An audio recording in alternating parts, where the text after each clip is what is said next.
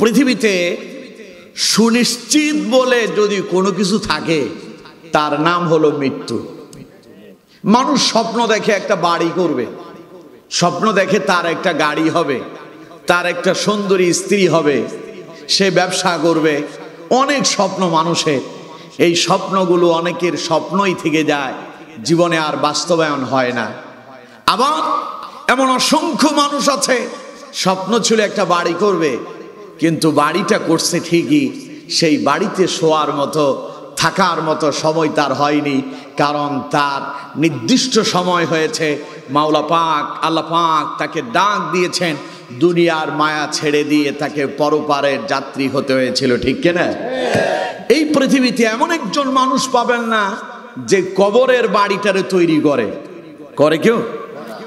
দুনিয়ার মানুষ বেঁচে থাকার জন্য, আরামে আয়েশে থাকার জন্য কেউ বা কুড়ে ঘরে থাকে, ও চিন্তা করে যদি আরামে থাকতে হয় তাহলে মনে হয় একটা টিনের ঘর হলে মনে হয় আরাম হবে। যার একটা টিনের ঘর আছে ও চিন্তা করে যদি একটা বিল্ডিং হয় তাহলে মনে হয় আরামে থাকা যাবে। যার একটা বিল্ডিং আছে ও চিন্তা করে মনে হয় দুতলা একটা বিল্ডিং যদি করা যায় মনে হয় এতেই শান্তি পাওয়া যাবে। যার বিল্ডিং আছে ও চিন্তা করে ঘরের ভেতরে যদি এসি লাগানো যায় মনে হয় তাহলে ঘরের ভেতরে আরামে থাকা যাবে। দুনিয়ার আরামের জন্য মানুষ কত কি করে, কিন্তু কবরের শেষ যাত্রী হয়ে যে ঘরে থাকতে হবে ওই ঘর সাজানোর জন্য আজ পর্যন্ত পৃথিবীর কোনো মানুষ চেষ্টা করে না, ঠিক না? সুতরাং আমার বন্ধুগণ, মানুষের স্বপ্ন একটা তার বাড়ি হবে, একটা তার গাড়ি হবে। স্বপ্ন কারো বা পূরণ হয়, কারো বা ওটা অপূর্ণতা থেকে যায়, কিন্তু মৃত্যুবরণ করতেই হবে। এই স্বপ্ন কেউ দেখে না, সকলেই বেঁচে থাকতে চায়, কিন্তু আমার বন্ধুগণ এই পৃথিবীতে বেঁচে থাকার সুযোগ কারো নাই। একজন মানুষের রোগ হয়েছে, খেতে পারে না, মাথা জিমজিম করে, ঘুম আসে না, ডাক্তারের কাছে যায়। ডাক্তার কি গিয়ে ডাক্তার দেখাচ্ছে, ডাক্তার সাহেব বুঝি না, আমার বেশি বেশি খিদা লাগে কিন্তু খাইতে পারি না, খাইলে অসুস্থ হয়ে যায়, এর ঘটনা কি একটু আমার একটু পরীক্ষা টরীক্ষা করে দেখেন। ডাক্তার পরীক্ষা করে কইল যে আপনার ডায়াবেটিস দেখা দিয়েছে। আপনি খাওয়ার জন্য ডাক্তারের কাছে গেলেন, ডাক্তার আপনাকে প্রেসক্রিপশন দিল, এখন খাওয়াটাকে নিয়ন্ত্রণ করতে হবে। কেমনে খাবেন? প্রতিদিন দুপুরবেলা 2 প্লেট ভাত না খেলে আপনার হয় না। ডাক্তার দেখানোর পরে ডাক্তার বলতেছে দুপুরবেলা 2 কাপের বেশি ভাত খাওয়াই যাবে না, রাত্রিবেলা খেতে হবে 2টা রুটি, সকালবেলা 2টা রুটি। আপনি চিন্তা করতেছেন ডাক্তার সাহেব আমি 2 প্লেট দুপুরবেলা ভাত না হলে আমার হয় না, বিকেলবেলা আমার পরোটা রুটি এগুলো না খাইলে চলে না, রাত্রি আবার ঘুমানোর আগে আমার তো ইচ্ছা মতো খাইতে হয়, সকালবেলা একটু না খেয়ে তো আমি কাছেই যাইতে পারি না। এখন আপনার কাছে এসেছি ভালোর জন্য, আপনি দেখি আমার খাবার নিয়ন্ত্রণ করে দিলেন, আমার 2 প্লেট ভাতের আপনি 2 কাপ বানায় দিলেন, এর কারণ কি?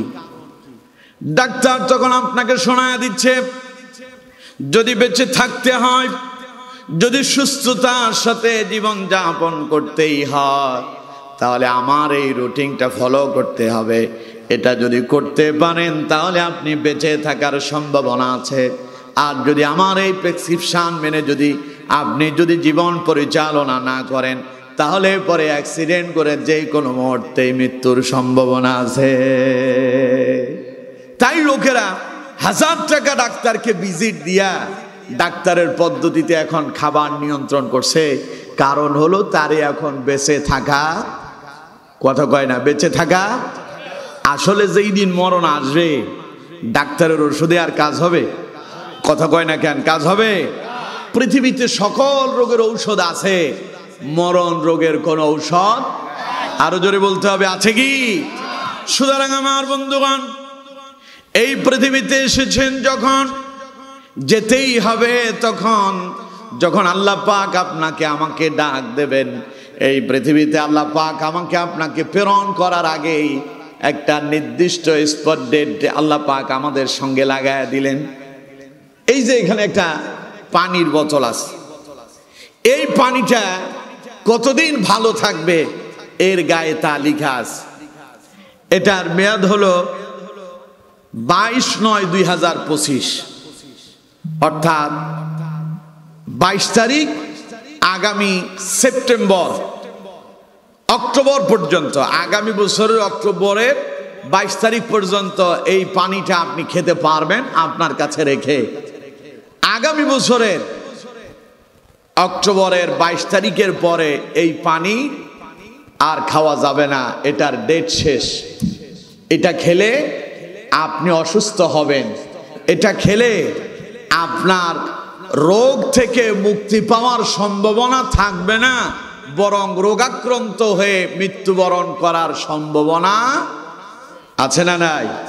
তার মানে এই পানিটাকে যারা তৈরি করছে, এটাকে যারা প্রসেসিং করলো, পিওর পানি আপনাদের জন্য তৈরি করেছেন, একটা নির্দিষ্ট সময় তার নির্ধারণ করে দিয়েছেন। আমাদেরকে যিনি তৈরি করেছেন তিনি কে? আরো জোরে বলতে হবে কে? আল্লাহ যখন আমাদেরকে তৈরি করলেন, পৃথিবীতে প্রেরণ করার আগেই মায়ের পেটের ভেতরে থাকাকালীন আল্লাহ পাক আমাদের জন্য এইরকম নির্দিষ্ট একটা সময় দিয়ে দিয়েছেন। সেটা কারো বা 20 বছর, কারো বা 30 বছর, কারো 40, কারো বা 50, কারো 80 বছর, কারো 100 বছর, কারো বা 10 বছর, কেউ বাঁচবে 5 বছর, কেউ বা 5 দিন, কেউ বা 1 দিন, কেউ বা 1 ঘন্টা, কেউ বা 1 মিনিট, কেউ বা মায়ের পেটের ভেতরে থাকা অবস্থায় দুনিয়া আসার আগেই তার ডেট শেষ হয়ে যায়। ঠিক না?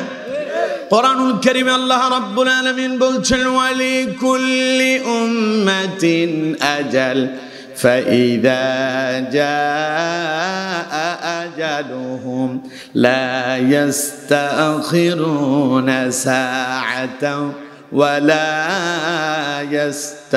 ইস্তাকদিমুন। পড়েন আল্লাহু আকবার।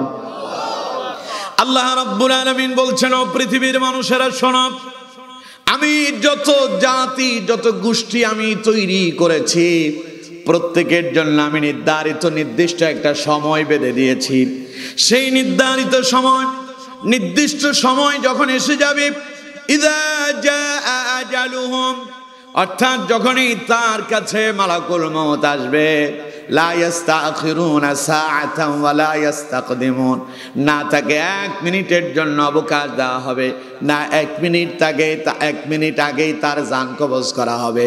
আল্লাহ পাক বলেন, নির্ধারিত সময় পৃথিবীর মায়া ত্যাগ করে পরপারে তারে পাড়ি জমাতে হবে। আমার বন্ধুগণ, কেউ মরতে চায় না, ওই নির্ধারিত সময়ের জন্য কেউ প্রস্তুতি নেয় না, সকলেই বাঁচতে চায়। আল্লাহ রাব্বুল আলামিন বলছেন, আমার বান্দারে, যদিও তুমি মরণ থেকে বাঁচতে চাও, জেনে রাখো মরণ তোমাকে পেয়ে যাবে, মরণ তোমারে গ্রাস করেই ফেলবে। কোরআনুল কারীম সূরা জুমআর ভিতরে আল্লাহ রাব্বুল আলামিন বলছেন, قل إن الموت الذي تفرون منه فإنه মুলাকিকুম, মরণ থেকে পালাও তুমি, মরণ তোমায় লইবে গিরি, যদিও সুদূর আকাশ পানে লুকাও সে তাই লাগায়া ছিড়ি। মরণ থেকে বাঁচার জন্য যদি সুদূর আকাশে সিঁড়ি লাগায়া আসমানেও চলে যান, সেখানে গেলেও কি বাঁচতে পারবেন? জোরে বলেন, বাঁচতে পারবেন? আপনি মনে মনে চিন্তা করতেছেন, আমি এমন বিল্ডিং তৈরি করছি, আমার ওই বিল্ডিং এ একটা পোকামাকড় ঢোকার মতো জায়গা নাই, মরণ আমারে কেমনে এখানে ধরবে? এরকম চিন্তা ভাবনা আছে? যদি থাকে, আল্লাহ পাক আপনারা শোনাচ্ছেন। কোরআনুল কারীমে আল্লাহ পাক বলছেন, আইনামা তাকুনু ইউদরিকুমুল মাউতু ওয়ালাউ কুনতুম ফি বুরুজিম মুশাইয়াদা। আল্লাহ রাব্বুল আলামিন বলছেন, তুমি যেখানেই থাকো, মরণ তোমাকে পেয়ে যাবে, মরণ তোমাকে ধরেই ফেলবে। আল্লাহ রাব্বুল আলামিন বলছেন, তুমি যদি সুদৃঢ় দুর্গের ভেতরে এমন প্রাচীর তৈরি করেছো যেখানে কোনো মানব দানব কেউ ঢুকতে পারবে না।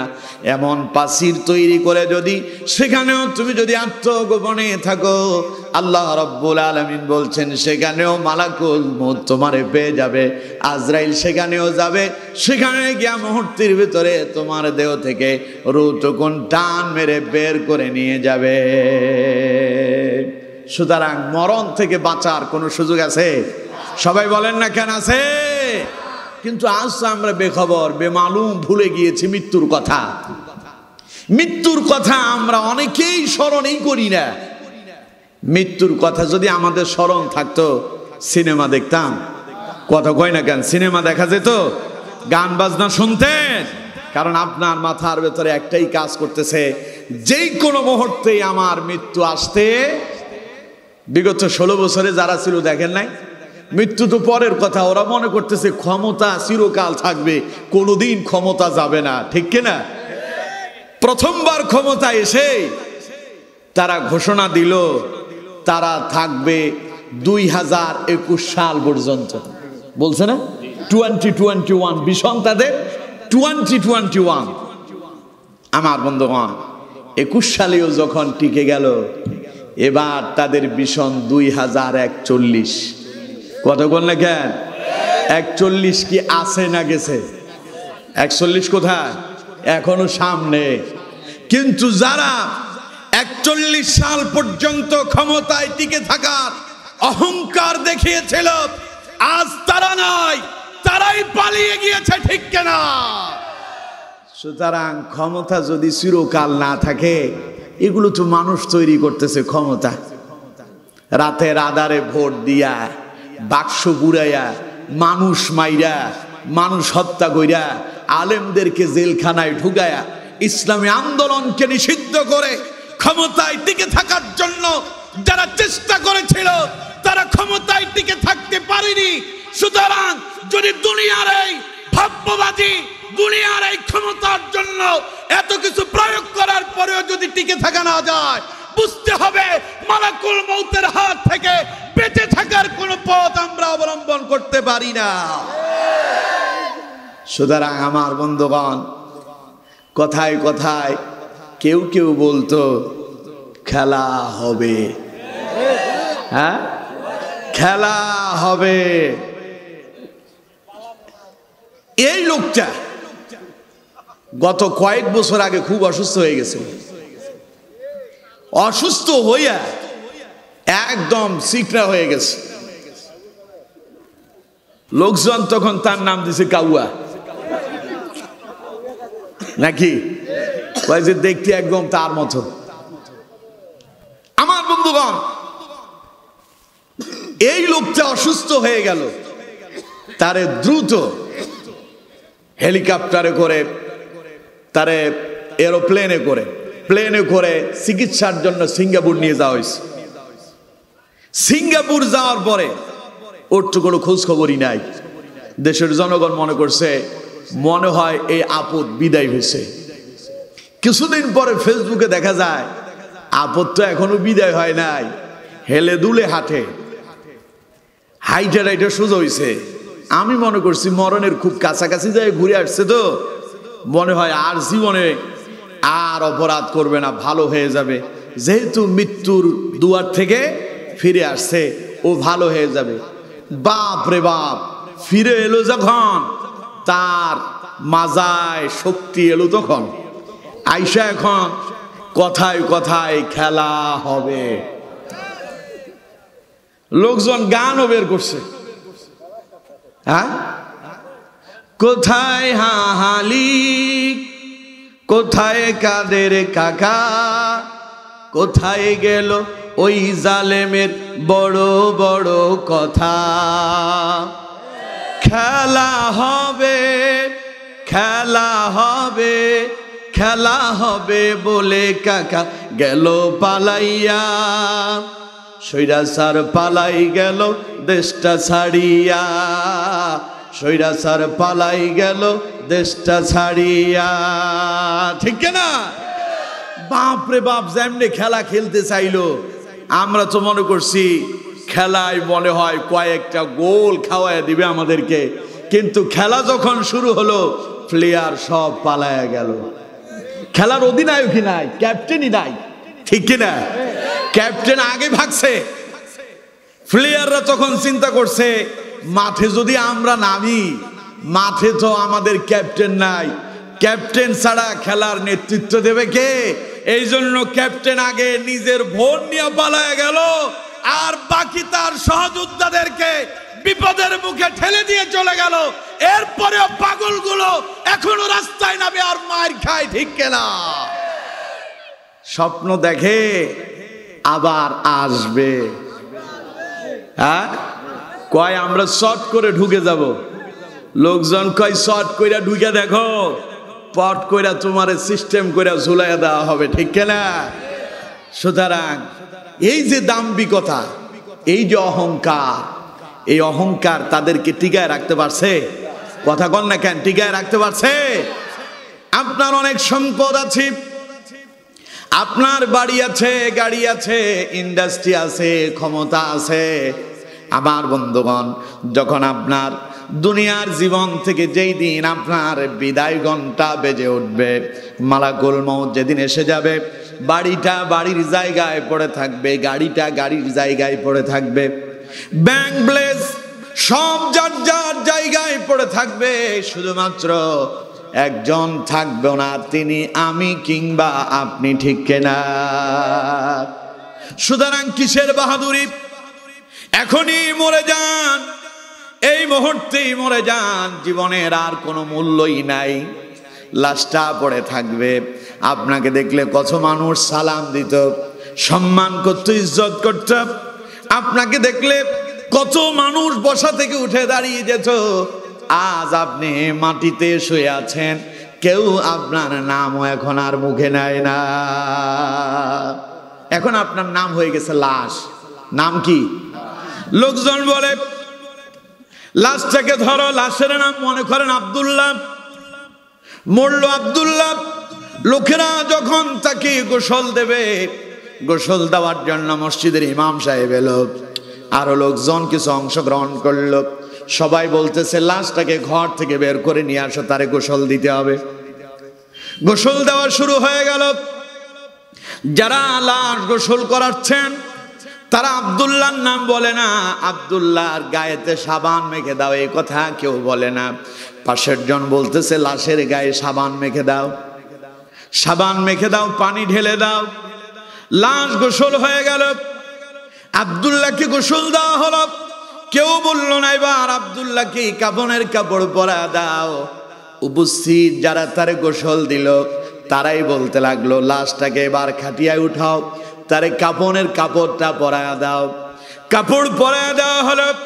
এবার জানাজার জন্য লোকেরা এসে উপস্থিত হলো, জানাজা হবে। আত্মীয় স্বজনরা কেউ আর বলল না আব্দুল্লাহর লাশটা কাঁদে নাও, কেউই কথা বলে না। সবাই বলে লাশ তাড়াতাড়ি তৈরি করো, জানাজার জন্য লোকজন অপেক্ষা করছে।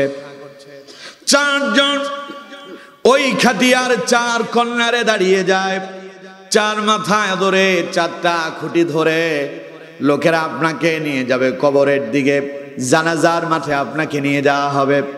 ওই জানাজার মাঠে যখন আপনি চলে যাবেন, আপনার লাশ যখন সামনে রাখা হবে, উপস্থিত জনগণ শেষবারের মতো আপনার চেহারাটা একবার দেখবে। চেহারাটা খুলে দেওয়া হবে। উপস্থিত জনগণ যারা আছেন, আত্মীয় স্বজনরা বলবে ডান দিক থেকে এসে লাশের চেহারা দেখে বাম দিকে গিয়া কাতারবদ্ধ হয়ে দাঁড়ায় যাও, ঠিক কিনা? হয়ে গেল জানাজা। জানাজা শেষে আপনি আব্দুল্লাহ আব্দুর রহমান, আপনি সলিমউদ্দিন কলিমউদ্দিন, আপনার অনেক পাওয়ার, লোকেরা আপনার এমপি বলতো, মন্ত্রী বলতো, চেয়ারম্যান বলতো, মেম্বার বলতো। মরার পরে কেউ আর আপনার চেয়ারম্যান বলবে না, এমপি মন্ত্রী বলবে না, বস বলবে না। আপন সন্তান তো আর আব্বু বলে ডাক দেবে না, ভাই তার ভাইকে ভাই বলে ডাক দেবে না। কবরে যখন আপনাকে কবরের কাছে নিয়ে যাওয়া হবে, তিনজন মানুষ কবরে নেমে যাবে আপনার লাশ ধরার জন্য। লোকেরা বলবে লাশটাকে আস্তে আস্তে করে কবরে নামাও। আপনার নামটা যিনি মুছে দিয়া লাশ বানায়া দিলেন তিনি কে? আরো জোরে বলেন কে?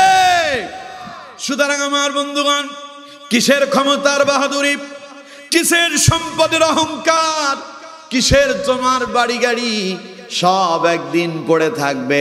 শুধু একজন চলে যাবেন, তিনি আমি কিংবা আপনি। ঠিক কিনা? জোরে বলতে হবে ঠিক কিনা? হযরতে বারা ইবনে আযিব রাদিয়াল্লাহু তাআলা আনহু বলছেন যে আমরা একদিন নবী করিম সাল্লাল্লাহু আলাইহি ওয়াসাল্লামের সঙ্গে এক জানাজায় উপস্থিত হলাম। জানাজার নামাজ শেষে নবী করিম সাল্লাল্লাহু আলাইহি সাল্লাম ওই মৃত মানুষের কবরের পাশে বসে এত কাঁদলেন, সাহাবী বলছেন রাসূলুল্লাহর চোখ দিয়া পানি অনবরত গড়ায় গড়ায় পড়তেছে, মাটি পর্যন্ত ভিজে গেল। আল্লাহ নবী কাঁদলেন। দীর্ঘ সময় কান্না করার পরে বিশ্বনবী সাহাবীদেরকে লক্ষ্য করে বললেন, ও আমার সাহাবীরা, এই লোকটার যেই পরিণতি হয়েছে তোমাদেরও একই পরিণতি হবে। এই লোকটা তো তোমাদের মতোই মানুষ ছিল, আজ সেই লাশ হয়ে কবরে চলে গেল। সুতরাং তোমরাও প্রস্তুতি গ্রহণ করো, তোমাদেরকেও লাশ হয়ে কবরে যাওয়া লাগবে। ঠিক কিনা? একদিন মাটির ভেতরে হবে ঘরে মন আমার, কেন বাঁধো দালান ঘর? একদিন মাটির ভেতরে হবে ঘর রে মন আমার, কেন বাঁধো দালান ঘর? প্রাণ পাখি উড়ে যাবে পিঞ্জর ছেড়ে, ধরা দমে সবই রবে, তুমি যাবে চলে। প্রাণ পাখি উড়ে যাবে পিঞ্জর ছেড়ে, ধরা দমে সবই রবে, তুমি যাবে চলে।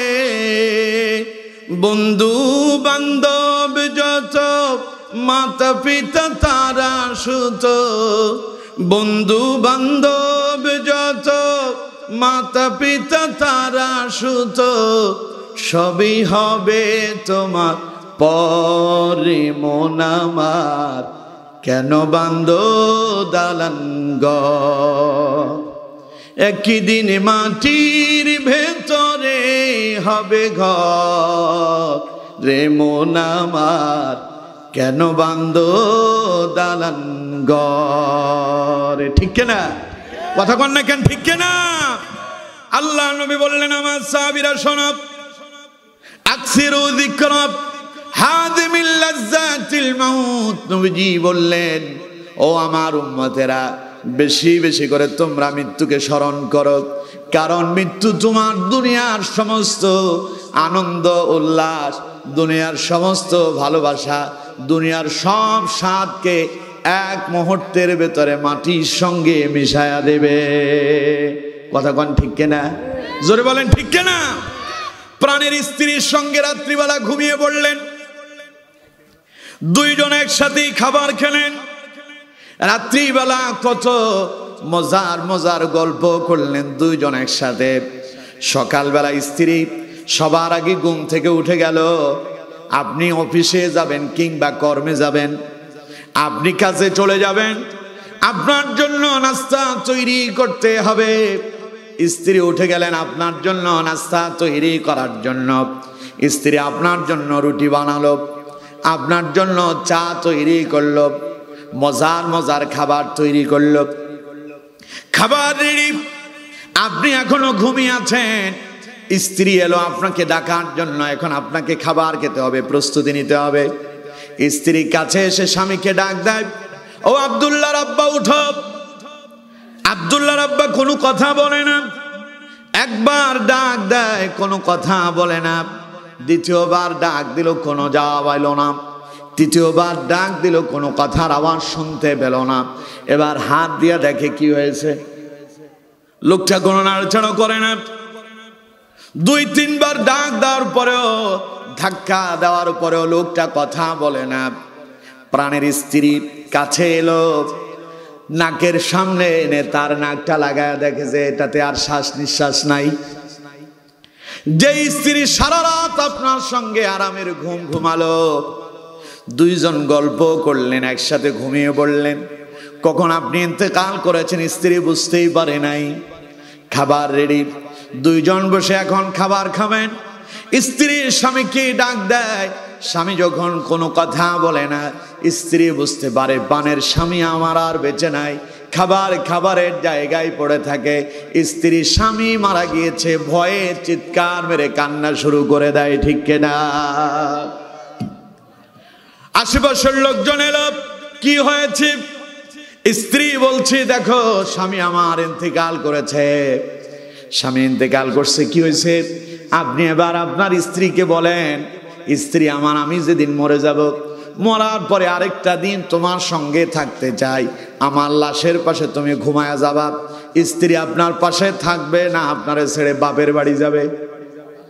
থাকবে আপনার কাছে? থাকবে তো পরের কথা। পাড়া প্রতিবেশী যারা আছে ওদেরকে বলবে লাশটারে তাড়াতাড়ি মাটিতে নামাও, ঠিক কিনা? তাড়াতাড়ি তার দাপন কাপনের ব্যবস্থা করো। তার মানে যেই মানুষটা ছাড়া সংসারই চলতো না, যেই মানুষ ছাড়া দুবেলা দুমুঠো খাবার মিটত না, খাবার জোগাড় হতো না, আজ সেই মানুষ যখন মরে গেল, তার এই গোটা 3.5 হাত বডি এখন অমূল্য হয়ে গেল, ঠিক কিনা? সুতরাং আমার বন্ধুগণ, আপনি মরে যান, সন্তান বলবে না আব্বারে 3 দিন ঘরে রাখো। 3 দিন তো দূরের কথা, 3 ঘন্টা রাখো, এই কথাও বলবে না।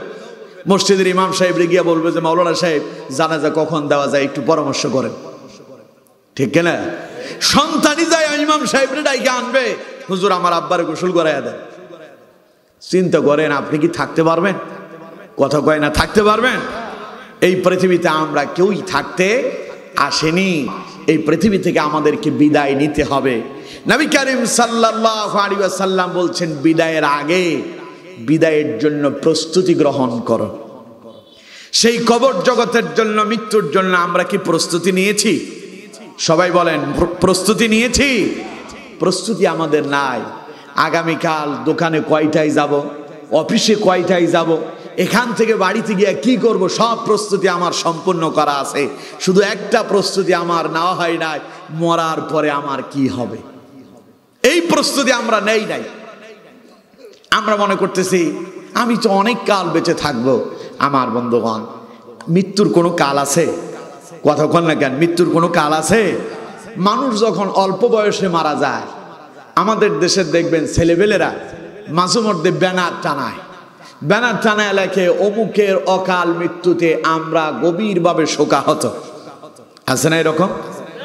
তার মানে ওর মনে হয় যেন মৃত্যুর কোনো একটা কাল আছে, তার মৃত্যুর সময় আসে নাই, আল্লাহ তারে মেরে ফেলছে, তার মানে আল্লাহর বিরুদ্ধে এখন সে অ্যাকশন ঘোষণা করতেছে। নাউজুবিল্লাহ বললেন না? আমার বন্ধুগণ, সুতরাং মরে যেতেই হবে। পৃথিবীতে কেউ থাকতে আসেনি, থাকতে পারবো না। মরার আগেই আমাদেরকে মৃত্যুর জন্য প্রস্তুতি গ্রহণ করা। কথা কয় না? সামনে কয়েকজন কয়, বাকিরা বলে না। মরার আগে প্রস্তুতি গ্রহণ করা লাগবে কি লাগবে না? আরো জোরে বলতে হবে, লাগবে কি লাগবে না? সেই প্রস্তুতি কেমনে নেবেন? কাপনের কাপড় কিনা, যে আমি তো মরে যাব, বাজার থেকে তাড়াতাড়ি কিছু সাদা কাপড় কিনা নিয়ে আসি, মরার পরে কি আবার আমার জন্য কাপড় কিনবে? এইভাবে না, কবর খনন করে রেডি করে রাখে, আমি বললে আমার এখানে রাখতে হবে। এই পর্যন্ত কেউ এই কাম করছে? সুতরাং আমার বন্ধুগণ, কেউ প্রস্তুতি নেয় না যে আমার কাপড়ের কাপড় কিনে রাখতে হবে কিংবা কবর খনন করতে হবে। এটার নাম মৃত্যুর প্রস্তুতি নয়। মৃত্যুর প্রস্তুতি হলো প্রতিটা মুহূর্ত জীবনের শেষ সময় মনে করে, মহামূল্যবান সময় মনে করে আল্লাহর ইবাদতে, আল্লাহর গোলামিতে জীবন অতিবাহিত করা, ঠিক কিনা? আরো জোরে বলতে হবে, ঠিক কিনা? এখন গোলামি কি আল্লাহরটা হচ্ছে না শয়তানেরটা হচ্ছে? কথা কয় না, আল্লাহরটা না শয়তানেরটা? বিগত 16 বছরে দেখেন নাই কোরআনের মাহফিল, গোলামি কার? কোরআনের মাহফিল মানে গোলামি কার? এখানে যে আসছেন এখন কার ইবাদত করতেছেন? সবাই বলেন কার? হয় নাই, আওয়াজ হয় নাই, চিল্লায় বলেন এই ইবাদত কার? মসজিদে যখন নামাজ পড়তে যান কার ইবাদত করেন? কোরআন যখন পড়েন কার ইবাদত করেন? মসজিদে ইমাম সাহেব যখন জুমার দিন খুতবা দেয় আপনি ইমামের সামনে বসে বসে শোনেন, ওটা কার ইবাদত? আরো জোরে বলতে হবে কার? বিগত 16 বছরে আমরা দেখেছি ওই স্বৈরাচার জালেমেরা আল্লাহর ইবাদতেও মানুষদেরকে বাধা দিয়েছে। কোরআনের মাহফিলগুলোতে 140 জারি করে এই দেশে অসংখ্য কোরআনের মাহফিল তারা বন্ধ করে দিয়েছিল, ঠিক কিনা?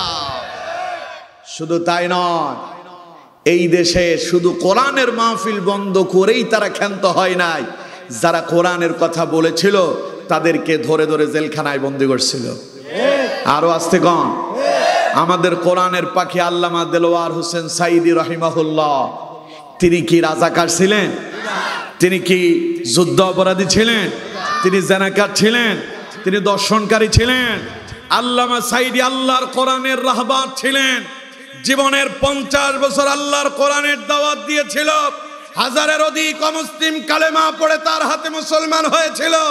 এই জন্যই গত স্বৈরাচারেরা জালেমেরা এটাকে সহ্য করতে পারেনি বলে আল্লামা সাইদির বিরুদ্ধে মিথ্যা মামলা দিয়া জেলখানায় বন্দী রেখে 13টি বছর কষ্ট দিয়া চিকিৎসার নামে অপচিকিৎসা দিয়ে তারা হত্যা করেছিল, ঠিক কিনা? আমার বন্ধুগণ, সেই জালেমেরা আল্লামা সাইদির উপরে নির্যাতন করে ওরা কি টিকে থাকতে পারছে? জোরে বলেন, টিকে থাকতে পেরেছিল?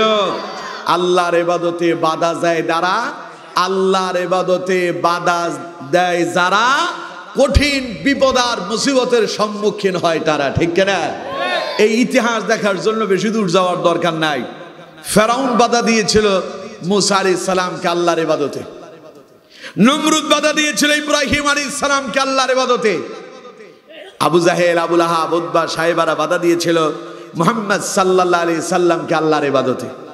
কিন্তু আমার বন্ধুগণ, সেই ফেরাউন, সেই নমরুদ, সেই আবু জাহেলরা ওরা রাসূলুল্লাহর বিরুদ্ধে বাধা দিয়া, নবীদের বিরুদ্ধে বাধা দিয়া তারা কি টিকে থাকতে পারছে?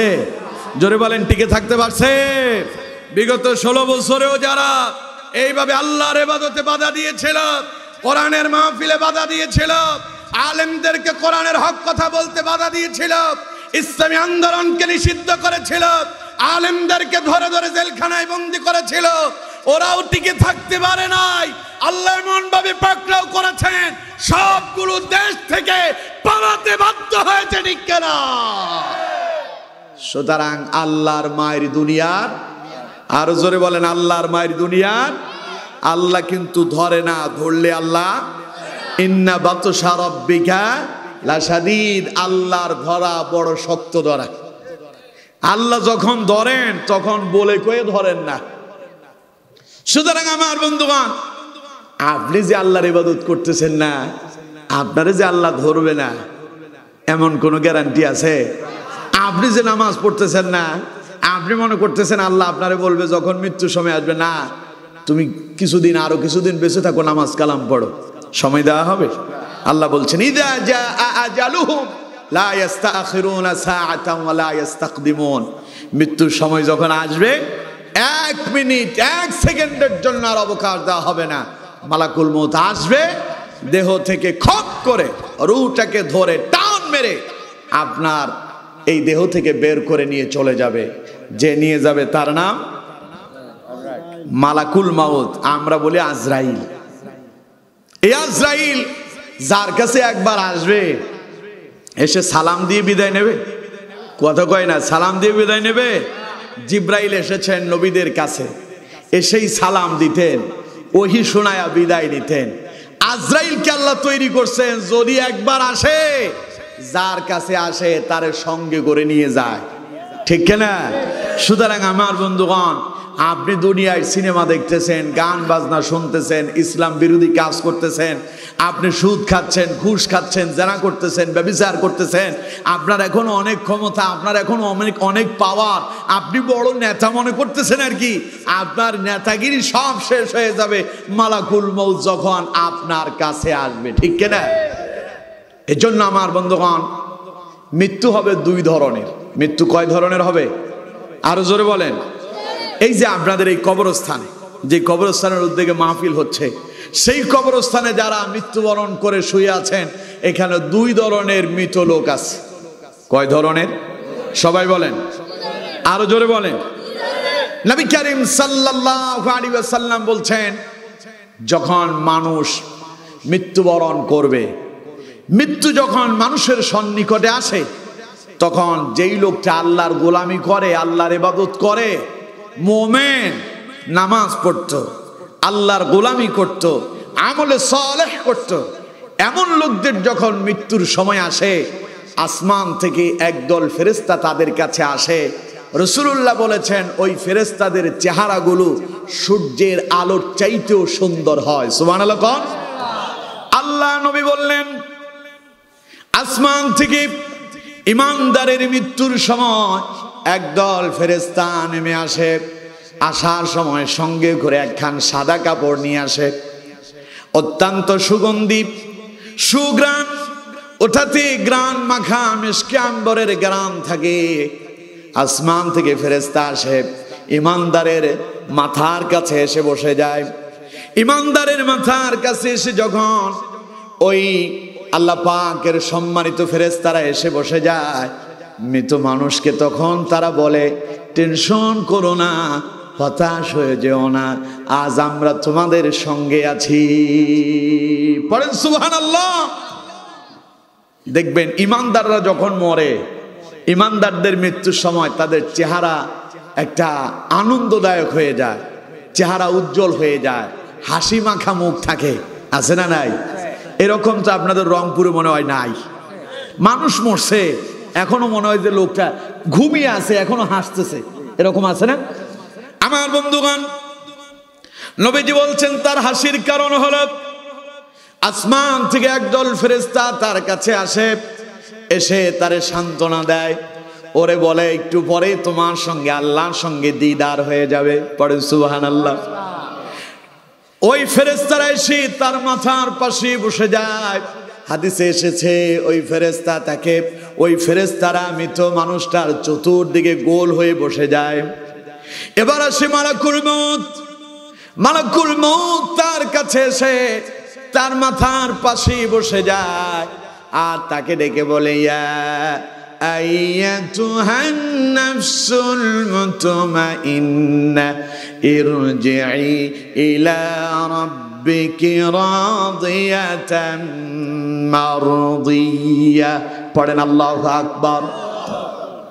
আল্লাহ নবী বলছেন, মালাকুল মউত তার মাথার কাছে এসে বসে ঈমানদার লোকটাকে বলে, ইয়া আইয়াতুহান নাফসুল মুতমাইন্না, ও প্রশান্তিময় আত্মা, ইরজিই, তুমি বেরিয়ে আসো, ইলা রাব্বিকি রাদিয়াতাম মারদিয়া, তুমি তোমার রবের উপরে খুশি, আজ তোমার রব তোমার প্রতি খুশি।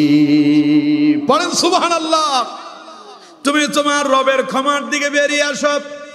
আল্লাহ নবী, বিশ্ব নবী সাল্লাল্লাহু আলাইহি ওয়াসাল্লাম বলছেন, যখন মালাকুল মউত এই কথা বলে, মুমিন বান্দার দেহ থেকে রূহটা এমন ভাবে বেরিয়ে আসে, পান পাত্র থেকে, অর্থাৎ পানির পাত্র থেকে পানি ঢালতে যেমন কোনো অসুবিধা হয় না, মৃত মানুষটা ঈমানদারের রূহটা যখন তার দেহ থেকে বেরিয়ে আসে, নবীজি বলেন এত আহসানের সাথে আসে, ঈমানদার একটু টেরও পায় না।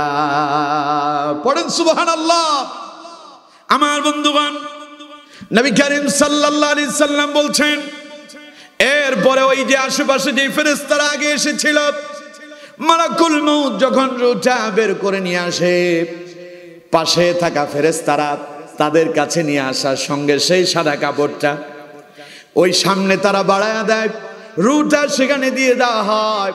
ওই রূহটাকে তারা কাপড়ের কাপড় পরায়া দেয়, কাপড়টা পরায়া দিয়া রূহটা নিয়ে আসমানের দিকে রওনা হয়ে যায়। আমার বন্ধুগণ, নবীজি বলেছেন, ঈমানদারের রূহটা যখন আসমানের দিকে নিয়ে যাওয়া হয়, এমন সময় তার রূহ থেকে মিশকে আম্বরের ঘ্রাণ বের হতে থাকে। পড়েন সুবহানাল্লাহ। এত সুঘ্রাণ বের হয়, নবীজি বললেন দুনিয়ার মানুষ ওই ঘ্রাণ শুনতে পায় না, তবে সমস্ত ফেরেশতারা ওই ঘ্রাণ শুনতে পায়। ফেরেশতারা তখন ওই ফেরেশতাদেরকে জিজ্ঞাসা করে, পবিত্র আত্মা এই রূহটা কার? তখন ফেরেশতারা বলে, এটা অমুকের পুত্র অমুকের। তখন তারে সালাম জানানো হয়। এইভাবে করে যখন প্রথম আসমানে নিয়ে যাওয়া হয়, আসমানের ফেরেশতারা জিজ্ঞাসা করে এই রূহটা কার, পরিচয় দেওয়া হয়। আসমানের ফেরেশতারা তারে সালাম জানায়। যেতে যেতে যখন আল্লাহর কাছে চলে যাওয়া হয়, আল্লাহ রাব্বুল আলামিন তখন তার ফেরেশতাদেরকে ডাক দিয়ে বলেন, আমার ফেরেশতারা, আমার এই বান্দা আমার প্রতি ছিল সন্তুষ্ট, আজ আমিও আমার এই বান্দার প্রতি সন্তুষ্ট। সুতরাং যাও তোমরা আমার এই বান্দার এই রূহটাকে ইল্লিয়িন নামক জান্নাতের ভিতরে লিপিবদ্ধ করে দাও। তখন তার রূহটা জান্নাতের ইল্লিয়িনে চলে যায়। এইদিকে ঈমানদার যখন মরে গেল, বাড়ির লোকজন তার দাফন কাফন করতেছে, আর অন্যদিকে ফেরেশতারা তারে সালাম জানাচ্ছে। পড়েন আল্লাহু আকবার। আমার বন্ধুগণ, লোকজন তাকে রেডি করল, জানাজা হয়ে গেল। জানাজার পরে যখন তারে কবর দিয়ে দেওয়া হয়, নবী করিম সাল্লাল্লাহু আলাইহি ওয়াসাল্লাম বলছেন, আত্মীয় স্বজন তারে মাটি দিয়ে, এখনো যে তারা চলে যাচ্ছে, পায়ের জুতার শব্দ শোনা যাচ্ছে।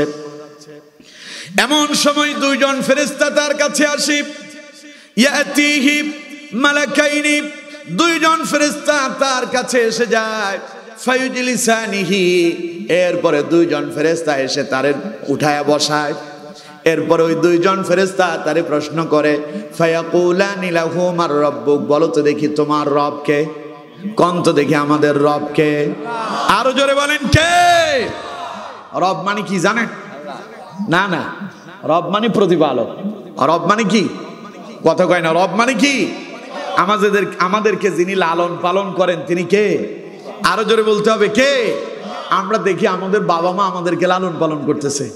বাবা মা এগুলো হলো উছিলা, এগুলো দুনিয়ার সিস্টেম, কিন্তু মূলত যিনি আমাদেরকে লালন পালন করেন তিনি কে? মরার পরেই প্রথম প্রশ্ন হবে, ফায়াকুলানি লাহু মার রাব্বুক, বলো তো দেখি তোমার রব কে? আল্লাহ নবী বলছেন, আল্লাহ পাক ঈমানদারের রূহটা যখন তার দেহের ভেতরে দিয়ে দিবেন, তার আত্মীয় স্বজন যে হেঁটে যাচ্ছে পায়ের শব্দ সে তখনও শুনতে পাবে। ইয়াতিহি মালাকানি, দুইজন ফেরেশতা আসবে। ফায়ুজলিসানিহি, তারে উঠায় বসাবে। ফায়াকুলানি লাহু মার রাব্বুক, তারে প্রশ্ন করবে, বলো তো দেখি তোমার রব কে? ঈমানদার বান্দা জবাব দেবে, তুমি কি মনে করছো আমার রবকে আমি কি জানি না? আমার রব তো তিনি দৈনিক 5 ওয়াক্ত নামাজে প্রশংসা আমি করেছি যার। পড়েন সুবহানাল্লাহ। নামাজে আমরা আমাদের রবের প্রশংসা করি কি করি না? আরো জোরে বলেন। ঈমানদার বান্দা যখন নামাজে দাঁড়ায় যায়, তারা পড়ে আলহামদুলিল্লাহি রাব্বিল আলামিন, সমস্ত প্রশংসা তার, যিনি গোটা পৃথিবীর রব, তিনি হলেন রব্বিল আলামিন। পড়েন আল্লাহু আকবার। বলেন না নামাজে? না বললে নামাজ হবে? রাসূলুল্লাহ বলেছেন, লা সালাতা ইল্লা বিফাতিহাতিল কিতাব, সূরা ফাতিহা ছাড়া তো নামাজই হবে না। কেউ যদি বলে যে হুজুর আমি বাকারা দিয়া পড়ি, কাম হবে? আগে সূরা ফাতিহা লাগবে কি লাগবে না? ঈমানদার বলবে, আমারে যে জিজ্ঞাসা করছো, ফায়াকুলানি লাহু মার রাব্বুক, আমার রব কে? আমার রব তো তিনি প্রতিদিন দৈনিক 5 ওয়াক্ত নামাজে যার প্রশংসা দিয়ে আমি নামাজ শুরু করে দিয়েছি, তিনি হলেন আমার রব, রব্বি আল্লাহ। পড়েন আল্লাহু আকবার। তখন ঈমানদার বলবে, ফেরেশতা তুমি তো জানো না, আমি তো আমার রবের প্রশংসা রুকুতেও করেছিলাম, রুকু থেকে দাঁড়ায়ও আমার রবের প্রশংসা করেছিলাম, সেজদাতে গিয়েও আমি আমার রবের প্রশংসা করেছিলাম।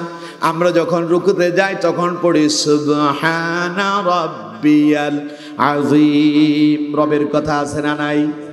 রুকু থেকে দাঁড়ায় আমরা পড়ি রব্বানা লাকাল হামদ হামদান কাসীরান তাইয়িবান মুবারাকান ফি। পড়েন আল্লাহু আকবার। এই যে দাঁড়ায় আমরা বলি রব্বানা লাকাল হামদ, রবের নাম আছে না নাই? আবার যখন সিজদায় চলে যায় তখনও পড়ে সুবহানা রাব্বিয়াল আ'লা, সুবহানা রাব্বিয়াল আ'লা। প্রশংসা করলাম কার? ইমানদার তখন বলবে, মনে মনে এই কথা বলবে, আমি তো আমার রবের নামে নামাজ শুরু করেছিলাম, রুকুতে আমার রবের প্রশংসা করেছি, রুকু থেকে দাঁড়ায় রবের প্রশংসা করেছি, সিজদায় গিয়েও আমি আমার রবের প্রশংসা করেছি। ফেরেশতারে শুনে রাখো, জেনে রাখো, আমার রব তো তিনি যিনি আমাকে দুনিয়ায় লালন পালন করেছেন, আজও যিনি আমাকে তোমাদের সামনে দাঁড় করায় দিয়েছেন, তিনি হলেন রব্বি আল্লাহ। পড়েন আল্লাহু আকবার। এক নাম্বার প্রশ্নের জবাব দিয়ে দিল। আল্লাহ নবী বলছেন, এবার ফেরেশতা তার দ্বিতীয় প্রশ্ন করবে, ফায়াকুলানি লাহু মা দীনুক, বলো তো দেখি তোমার দিন কি ছিল, তোমার ধর্ম কি ছিল? তখন আল্লাহর বান্দা বলবে, আমি তো সেই ধর্মের অনুসারী যেই ধর্মের উপর আল্লাহ পাক 5 ওয়াক্ত নামাজকে ফরজ করেছেন। অন্য কোন ধর্মে কি 5 ওয়াক্ত নামাজ ফরজ আছে নাকি? কথা কোন না কেন আছে?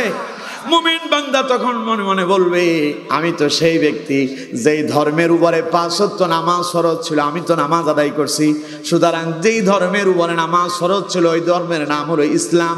আল্লাহর বান্দা বলবে, আমা দীনুকা, যখন তারে প্রশ্ন করা হবে তোমার দিন কি, তখন সে বলবে দিনুল ইসলাম, আমার দিন হচ্ছে, আমার ধর্ম হচ্ছে ইসলাম। কন্ত দেখে আমাদের ধর্মের নাম কি? আরো জোরে বলেন কি? এখন আমরা তো অনেকে বলি না আমরা ধর্ম নিরপেক্ষ, আছে না বাংলাদেশে? কথা কয় না, আছে না নাই? ধর্ম নিরপেক্ষ, আমরা কোনো ধর্মই নাই। নাউজুবিল্লাহ বলেন।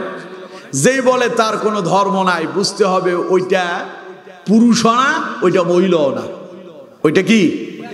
আরো জোরে কয় না, ওইটা কি? মানুষের ভেতরে যে পুরুষ না মহিলাও না, তারে কি বলে? যেই বলে আমি কোনো ধর্মেরই না, বুঝতে হবে এটা ওই রকম হিজড়াদের মতো। ঠিক কিনা? কথা কন না কেন? ঠিক কিনা? দুনিয়াতে যারা কয় যে আমার কোনো ধর্ম নাই, ধর্ম নিরপেক্ষ, কবরে যাওয়ার পরে ফেরেশতা জিজ্ঞাসা করবে আমা দিন, কেউ কবে ধর্ম নিরপেক্ষ, বলবে যে বেটা ফাজিল, ধর্ম আবার নিরপেক্ষ হইল কোত্থেকে রে? ওরে ধইরা পা দুইটার উপরের দিকে দিয়া এমন আছাড় মারবে, ওর অবস্থা ভালো না খারাপ? আরো জোরে বলেন, ভালো না খারাপ? এই দেশে ধর্ম নিরপেক্ষতার কথা বলে বিগত দিনেও বহু লোকেরা নিজেদের স্বার্থ হাসিলের চেষ্টা করেছিল। ঠিক কিনা? এদের মূলত ধর্ম নিরপেক্ষ বলে এরা নিজেদের স্বার্থ শুধু হাসিল করছে যে তা নয়, ওরা ভারতকে খুশি করার জন্য দেশ তাদের কাছে বিক্রি করে দিয়েছিল। ঠিক কিনা? ধর্ম নিরপেক্ষতার কথা বলে অন্য কোন ধর্ম নিয়ে তাদের কথা নাই, ওদের মাথা ব্যথা খালি ইসলাম নিয়ে। এই দেশের মেয়েরা বোরকা পরে কলেজে যায়, ইউনিভার্সিটিতে যায়। কলেজ ইউনিভার্সিটির বিভিন্ন ধরনের প্রিন্সিপালরা তারা বলে যে কলেজে ইউনিভার্সিটিতে হিজাব পরে আসা যাবে না, কারণ কলেজের একটা ড্রেস আছে। তার মানে ওরা পর্দাকে অস্বীকার করছে। ঠিক কিনা? জোরে বলেন ঠিক কিনা? আচ্ছা, মেয়েরা হিন্দু যদি হয়, তার যদি বিবাহিত, সে যদি বিবাহিত হয়, তাহলে তার মাথাতে সিঁদুর আছে না নাই? হাতে সাদা শাখা আছে না নাই? আমার বন্ধুগণ, সেখানে তো বাধা নাই, আছে? এই নিয়ে কোনো কথা নাই, খালি পর্দা নিয়ে কথা। তার মানে তাদের উদ্দেশ্য হচ্ছে এরা ধর্ম নিরপেক্ষতার কথা বলে এই 90% মুসলমানের দেশকে উলঙ্গপনা করতে চেয়েছিল। ঠিক কিনা? এই জাতি 90% মুসলমানের দেশের এই মুসলমানেরা গর্জে উঠেছিল সিংহের মতো যে আমরা তোমাদের যেই সিদ্ধান্ত, তোমরা যেটা চাচ্ছ এই দেশে তা বাস্তবায়ন হবে। আরো জোরে বলেন হবে। এই জন্য এই জাতি তাদেরকে জুতা পিটা আর ঝাঁটা পিটা করে দেশ থেকে তাড়াইছে। ঠিক কিনা? আমি তো মনে করছিলাম অবস্থা হবে শ্রীলঙ্কার মতো। শ্রীলঙ্কার অবস্থা দেখেন নাই? এমন পিটনি পিটাইছিল, কাপড় চোপড় খুইলা জাইঙ্গাও খুলে ফেলছে। ঠিক কিনা? কথা কয় না কেন? ঠিক কিনা? বাংলাদেশে যারা কোরআনের বিরোধিতা করেছিল, যারা ইসলামের বিরোধিতা করেছিল, যারা আলেমদের বিরোধিতা করেছিল, ইসলামী আন্দোলনের বিরোধিতা করেছিল, সাধারণ পাবলিকের উপরে নিরীহ মানুষের বুকে গুলি চালিয়েছিল। আমি তো আশা করেছিলাম এদের অবস্থাও ওই শ্রীলঙ্কার মতোই হবে, কিন্তু আল্লাহ তাদেরকে একটু হেফাজত করছে। এখন চট করে ঢুকার চিন্তা ভাবনা করছো, আল্লাহ যদি ধরে কাপড় খুলেই ছাড়বে, ঠিক কিনা? সুতরাং চিন্তা ভাবনা করে কাজ করো। ওই নাম বলা যাবে না, ঠিক কিনা আমার বন্ধুগণ? সুতরাং ওরা ধর্ম নিরপেক্ষতার কথা বলে এই দেশকে ভারতের কাছে বিক্রি করতে চেয়েছিল। ওরা ভারতকে খুশি করার জন্য ওরা এই দেশের ইউনিভার্সিটিগুলোতে নামাজ পর্যন্ত বন্ধ করে দিয়েছে, মসজিদগুলোতে তারা তালা ঝুলিয়ে দিয়েছিল। কারণ কয় যে এটা ধর্ম নিরপেক্ষতা, এখানে যার যার নামাজ সে যার যার জায়গায় পড়বে, মসজিদে পড়া যাবে না। তাইলে এখানে যদি মসজিদ থাকে তাইলে হিন্দুদের জন্য মন্দিরও বানাইতে হবে। তার মানে তাদের উদ্দেশ্য ইসলাম প্রতিষ্ঠা নয়, বরং ইসলামকে ধ্বংস করে দেওয়া, ঠিক কিনা? মরার পরে ফেরেশতা জিজ্ঞাসা করবে ওমা দিনুকা, ও কয় যে ধর্ম নিরপেক্ষতা। কয় বেটা ধর্ম নিরপেক্ষতা পাইলি কইরি, আবার এমন চেঁচা দিবে, এমন পিটনি দিবে, একেবারে চামড়া যা আছে সব উঠায় ফেলবে, ঠিক কিনা? সুতরাং আমাদের দিন এবং ধর্মের নাম, আরো জোরে বলেন, আমাদের দিন এবং ধর্মের নাম, আরো জোরে বলতে হবে, আমাদের ধর্মের নাম। এই কথা যদি এখন এখানে আওয়াজ দিয়ে বলতে না পারেন, কবরে যায় কেমনে বলবেন? সামনের লোকজন বলে, পেছনের লোকজন চিন্তা করে, না আমরা তো জান্নাতের সার্টিফিকেট পেয়ে গেছি। জান্নাতের সার্টিফিকেট পাইছেন? তাইলে কোন আমাদের দিন এবং ধর্মের নাম কি? আরো জোরে বলেন কি? ইসলাম আছে যেখানে শান্তি আছে, ইসলাম আছে আপনার সাথে মরার পরেও কবরে শান্তি আছে না নাই?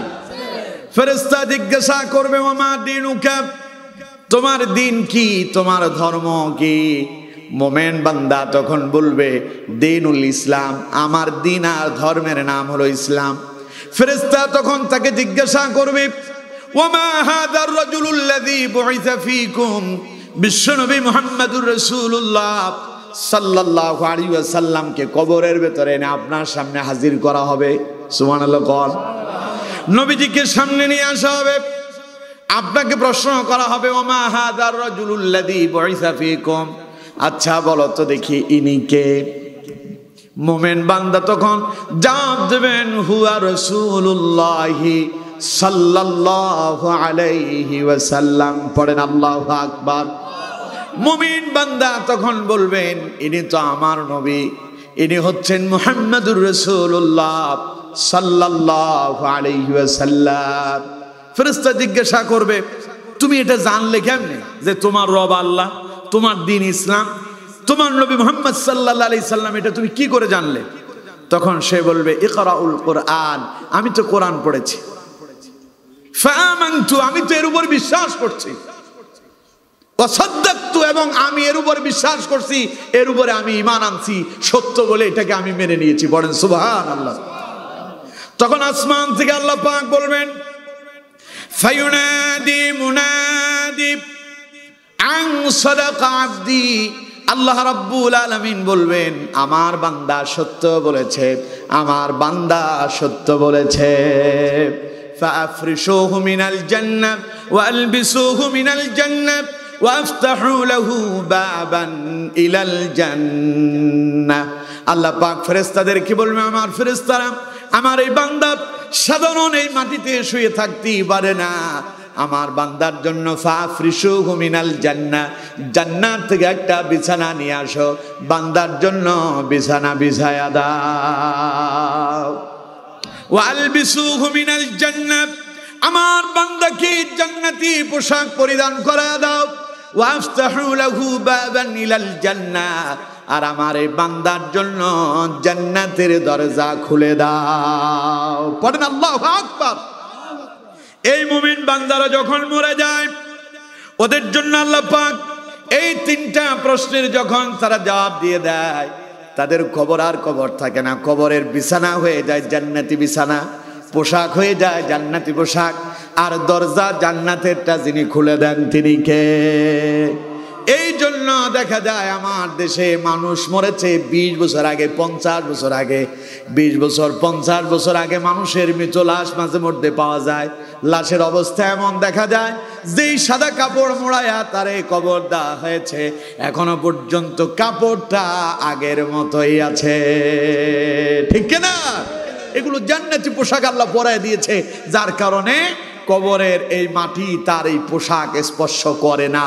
চিল্লায় পড়েন সুবহানাল্লাহ। সেই মৃত্যু চান? কথা কন না কেন? এরকম মৃত্যু চান? নামাজ পড়ার দরকার আছে না নাই? কোরআনের পক্ষে থাকার দরকার আছে না নাই? ইসলামী আন্দোলনের সাথে সম্পৃক্ত হওয়ার প্রয়োজন আছে না নাই? কোরআন এবং হাদিস ভিত্তিক রাষ্ট্র পরিচালনা করার প্রয়োজন আছে না নাই? অনেকে বলে যে হুজুর সব ঠিক আছে, কিন্তু রাষ্ট্র কোরআন দিয়ে চলবে ওইটা ঠিক নাই। এই জায়গায় আসলে সমস্যা, ঠিক কিনা? রাষ্ট্র নিজেদের আইন দিয়ে চালালেন 53 বছর, রাষ্ট্রের দুর্নীতি বন্ধ হয়েছে? কথা কয় না? বন্ধ হয়েছে? জেনা বন্ধ হয়েছে? চুরি বন্ধ হয়েছে? টেন্ডারবাজি বন্ধ হয়েছে? সুতরাং এই আইন দিয়া কিয়ামত পর্যন্ত চালালেও ইফটিজিং বন্ধ হবে না, জেনা বন্ধ হবে না, ব্যভিচার বন্ধ হবে না, সুদ ঘুষ বন্ধ হবে না। যদি আল্লাহর কোরআন দিয়ে যদি রাষ্ট্র চালাতে পারেন, এই রাষ্ট্র থেকে দুর্নীতি চিরতরে চলে যাবে, সন্ত্রাস বন্ধ হবে, দুর্নীতি বন্ধ হবে, জেনা বন্ধ হবে, ইয়াবা বন্ধ হবে, মদ জুয়ার আসর বন্ধ হয়ে যাবে। এই দেশ এক কল্যাণময় রাষ্ট্রে পরিণত হবে, ঠিক কিনা? এই জন্য রাষ্ট্র কোরআন দিয়ে চলুক। আপনারা চান না? কারা কারা চান দেখে 2 হাত তুলে আল্লাহরে দেখান। লিল্লাহি তাকবীর, লিল্লাহি তাকবীর। হাত নামান। আল্লাহ আমাদের হাতগুলো কবুল করুন, আমরা পড়ি আমিন। তাহলে খালি মসজিদে কোরআন মানবেন, রাজনীতিতে মানবেন না। মসজিদে কোরআন মানবেন, সমাজে মানবেন না। মসজিদে কোরআন মানবেন, পরিবারে মানবেন না। মসজিদে কোরআন মানবেন, পার্লামেন্টে কোরআন নেবেন না। মসজিদে কোরআন মানবেন, কোরআন দিয়ে আপনি আইন পরিচালনা করবেন না। জান্নাতের আশা করা যাবে? জোরে বলেন না কেন যাবে? জান্নাত পেতে হলে একেবারে আপনার বাসভবন যেখানে ঘুমান, একদম আপনার বাসভবন থেকে শুরু করে পার্লামেন্ট পর্যন্ত সব জায়গায় যদি কোরআনের নীতি কায়েম করতে পারেন, কোরআন দিয়ে নিজের জীবন পরিচালনা করতে পারেন, মৃত্যুর পরে জান্নাত যিনি মিলায়া দেবেন তিনি কে? এর জন্য কোরআন দিয়ে জীবন গড়ার প্রয়োজন আছে না নাই? আর যদি কোরআনের বিপক্ষে যান, অবস্থা ভালো হবে না খারাপ হবে? রাত তো দেখি 12টা বেজে গেল। আরো চলো, আরেকটু। দেখছেন কথা কি কয়? ফজর পর্যন্ত চললে আপনিই থাকবেন না, প্রথমে আপনিই যাবেন, বলবেন যে হুজুর আর সম্ভব না, এই হুজুর তো ছাড়েই না। আমার বন্ধুগণ, খারাপ লাগতেছে? ভালো লাগে? এতক্ষণ তো শুনলেন যারা নামাজ কালাম পড়লো, কোরআন পড়লো, দিন মানলো, ইসলাম মানলো, তাদের মৃত্যু কেমন হবে। এবার যারা কোরআন মানে না, দিন মানে না, ইসলাম মানে না, তাদের মৃত্যুটা কেমন হবে তা জানার দরকার আছে না নাই? এবার সেটা শুনুন। আল্লাহ নবী বলছেন, যারা ইসলাম বিদ্বেষী হবে,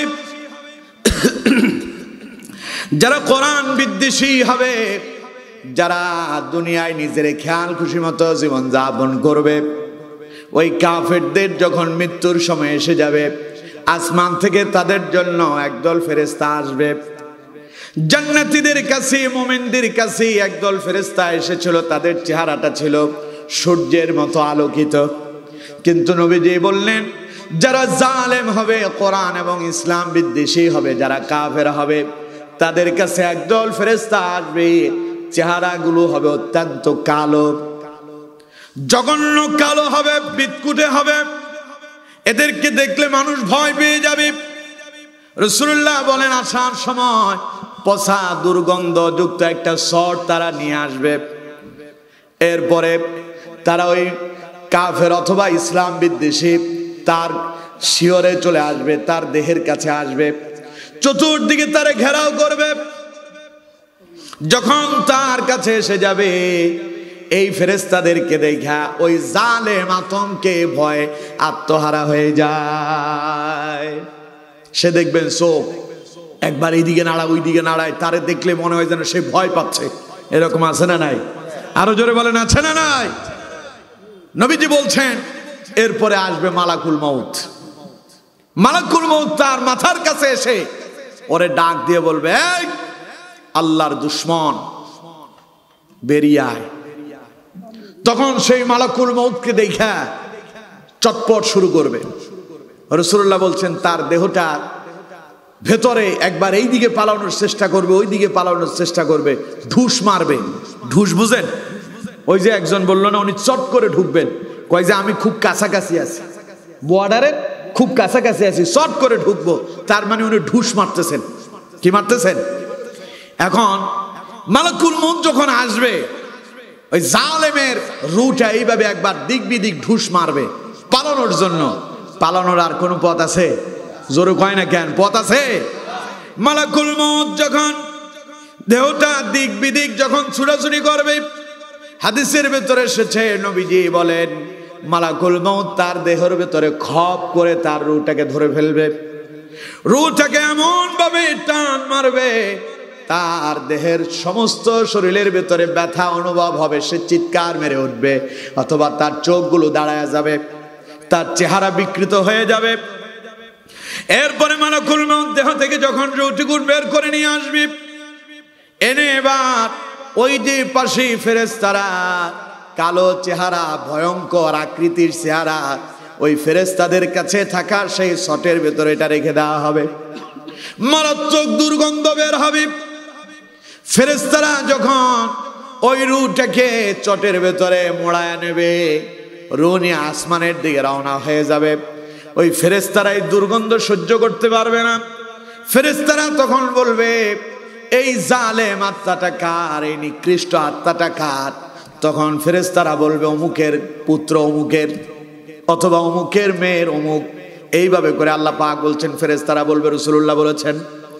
আমার বন্ধুগণ, এত দুর্গন্ধ ছড়াবে, আল্লাহ রাব্বুল আলামিন তখন বলবেন, ফেরেশতারা নাক বন্ধ করবে আর তার উপর অভিশাপ দিবে, লানত দিতে থাকবে।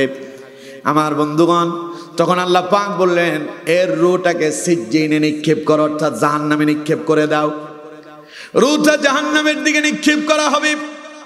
অতঃপর তাকে যখন রেডি করা হবে, কবরে রেখে দেওয়া হবে। রাসূলুল্লাহ বলেন, এবার তার রূহটা তার দেহের ভিতরে আল্লাহ পাক ঢুকায়া দেবেন। ইয়াতিহি মালাকাইনি, আবারও তার কাছেও দুইজন ফেরেশতা আসবে। ফাইজলিসানিহি, তার উঠায়া বসাবে। ফায়াকুলানি লাহু মার রব্বুক, প্রশ্ন করা হবে তোমার রবকে। সে তো নামাজ পড়ে নাই, কোরআন পড়ে নাই, দিন মানে নাই, ইসলাম মানে নাই, হালাল হারাম মেনে জীবন যাপন করে নাই। তখন সে আফসোস করে বলবে, হা হা, তার মানে সে বলবে আফসোস, লাদ্রি লাদ্রি, আমি কিচ্ছু জানি না, আমি কিচ্ছু জানি না। ফেরেশতা আবার তার দ্বিতীয় প্রশ্ন করবে, আমার দিনুকা, তোমার দিন কি ছিল? আবার সে আফসোস করে বলবে, হা হা, লাদ্রি, আমি জানি না, আমি জানি না, আমি জানি না। ফেরেশতা এবার তারে তৃতীয় প্রশ্ন করবে, রাসূলুল্লাহর সামনে দাঁড় করায়া দিবে। ফায়াকুলানি লাহু মা হাদার রাজুলুল্লাযী বুইসা ফীকুম, এনাকে চেনো নাকি? তখন ওই জালেম নিকৃষ্ট পাপিষ্ট আত্মা বলবে, হা হা, লাদ্রি, আমি জানি না, জানি না। এই কথা যখন বলবে, আসমান থেকে দয়াময় আল্লাহ বলবেন, ফায়ুনাদি মুনাদিম মিনাস সামাই আন কাযাবা। আল্লাহ রাব্বুল আলামিনের প্রিয় নবী বলেন, আসমান থেকে আল্লাহ পাক ডাক দিয়ে বলবেন, এটা জালেম মিথ্যাবাদী, মিথ্যা কথা বলেছিল। দুনিয়ায় থেকে সে আমার গোলামি করে নাই, নামাজ পড়ে নাই, দিন মানে নাই, ইসলাম মেনে চলে নাই, সে মিথ্যা কথা বলছে। ফাআফরিশুহু মিনান নার, সুতরাং তাকে এই মাটিতে শুয়ে থাকার তার অধিকার নাই, তার জন্য জাহান্নামের বিছানা বিছায়া দাও। ওয়ালবিসুহু মিনান নার, তাকে জাহান্নামের পোশাক পরায়া দাও। ওয়াফতাহু লাহু বাবান ইলান নার, তার জন্য জাহান্নামের দরজা খুলে দাও। রাসূলুল্লাহ বলেন, সঙ্গে সঙ্গে তার জন্য জাহান্নামের বিছানা বিছায়া দেওয়া হবে, জাহান্নামের পোশাক পরিধান করিয়ে দেওয়া হবে। এরপরে নবী করিম সাল্লাল্লাহু আলাইহি সাল্লাম বলেন, জাহান্নামের দিকে দরজাগুলো তার জন্য খুলে দেওয়া হবে। তার কবরের ভেতরে জাহান্নামের আযাব শুরু হয়ে যাবে। আল্লাহ নবী বলেন, এরপরে আল্লাহ রাব্বুল আলামিন ওই পাপিষ্ঠ আত্মার কবরটাকে সংকীর্ণ করে দেবেন, এত সংকীর্ণ করা হবে। নবীজি বলেন, দুই দিক থেকে মাটি তারে এমন ভাবে চাপা দেবে, তার শরীরের হাড় গোড় সবগুলো ভেঙে চূর্ণ বিচ্ছূর্ণ হয়ে রুটির মতো সেপ্টা হয়ে যাবে। বলেন নাউযুবিল্লাহ। খুব আরাম হবে না? কথা কয় না খুব আরাম হবে? এখানেই শেষ নয়, নবীজি বলেন এরপরে আল্লাহ রাব্বুল আলামিন তার কবরের ভেতরে, পাপিষ্ঠ লোকের কবরের ভেতরে একজন ফেরেশতা নিয়োজিত করবেন। ফেরেশতা হবে অন্ধ, চোখে দেখতে পায় না। ফেরেশতাটা হবে বধির, কানে শুনতে পায় না। নবীজি বলেন আল্লাহ রাব্বুল আলামিন তার হাতে একটা হাতুড়ি দেবেন, একটা হেমার দেবেন। হেমার চেনেন তো আপনারা? ওই যে মাঝে মধ্যে বিল্ডিং টিল্ডিং ভাঙার জন্য নিয়ে আসে, এটা হাতুড়ি, কিন্তু বড় হওয়ার পরে এটার নাম হয়ে গেছে কি? হেমার। হেমার নিয়ে আসা হয়, ওইটা দিয়ে যদি বিশাল বড় বিল্ডিং আঘাত করা হয়, বিল্ডিং ভেঙে যায়। নবীজি বলেন আল্লাহ রাব্বুল আলামিন একজন ফেরেশতা নিয়োজিত করবেন, যেই হবে অন্ধ, চোখে দেখতে পায় না, যে হবে বধির, কানে শুনতে পায় না। আল্লাহ পাক তার হাতে একটা হেমার দিয়ে দিবেন, হাতুড়ি দিয়ে দিবেন।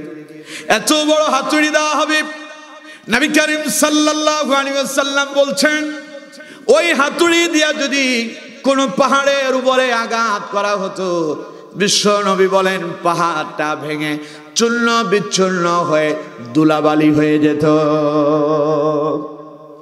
বুঝতেছেন ওটার ওজন কত হবে? কথা কয় না, বুঝতেছেন? এত ভারী হবে। নবীজি বললেন ওই হেমার দিয়া, ওই হাতুড়ি দিয়া যদি পাহাড়ের উপর আঘাত করা হয়, পাহাড়টা ভেঙে চূর্ণ বিচ্ছূর্ণ হয়ে ওইটা ধুলাবালির মতো হয়ে যাবে। রাসূলুল্লাহ বলেন এবার ওই ফেরেশতা ওই হেমার দিয়া, ওই হাতুড়ি দিয়া কবরের ভিতরে পড়ে থাকা ওই জাহান্নামী নালায়েক, বেনামাজি, ইসলাম বিরোধী, কোরআন বিরোধী, কোরআন বিদ্বেষী, আলেম বিদ্বেষী লোকটার উপরে এমন জোরে একটা আঘাত করবে।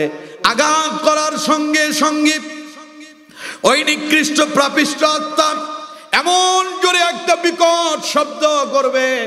নবীজি বলেন ওই শব্দের আওয়াজ তামাম পৃথিবীর মাশরিক থেকে মাগরিব পর্যন্ত, শিমাল থেকে জুনুব পর্যন্ত তামাম পৃথিবীর সমস্ত কীট পতঙ্গ শুনতে পায়, শুধু মানুষ এবং জিন ব্যতীত।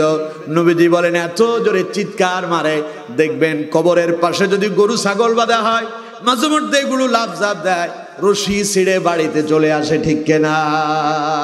জোরে কোন ঠিক কিনা? এজন্য কবরে গরু ছাগল বাঁধা নিষেধ।